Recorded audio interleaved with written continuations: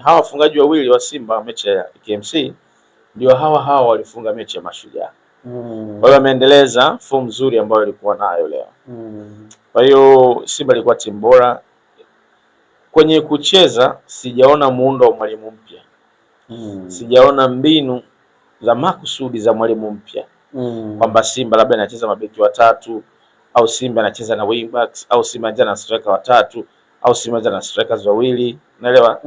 Nilichokiona ni mwalimu kuwapa nafasi wachezaji wapya, na wale wachezaji wapya kwa sababu bado hawana muunganiko, wanatumia uwezo wao binafsi kujaribu kucheza kwa pamoja. Sio, umeelewa? Ndio. Yes, kwa hiyo unaona ni set alright kwa individual, akipa pasi ana set, anajiandaa kuchukua mtu wa kwanza wa pili, then ndo pasi timu inajikuta ishacheza.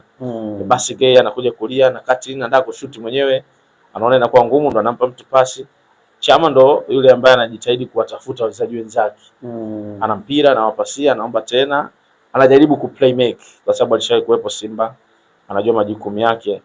Lakini muundo wa coach ni mapema kwa sababu nimekumbuka coach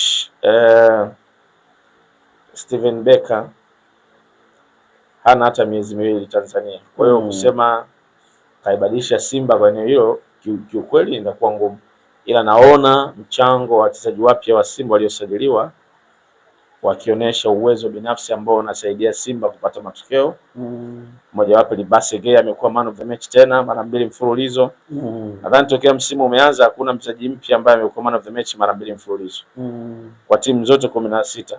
15 ukitoa Simba. Ndio. Ni Basi Gay peke yake. Kwa hiyo ameonyesha na mwanzo mzuri na ametuma salamu kwa magolikipa wa ligi kuu kwamba siku atakayocheza na Simba wajiandae. Ana yale mashuti ya Mwanaukome.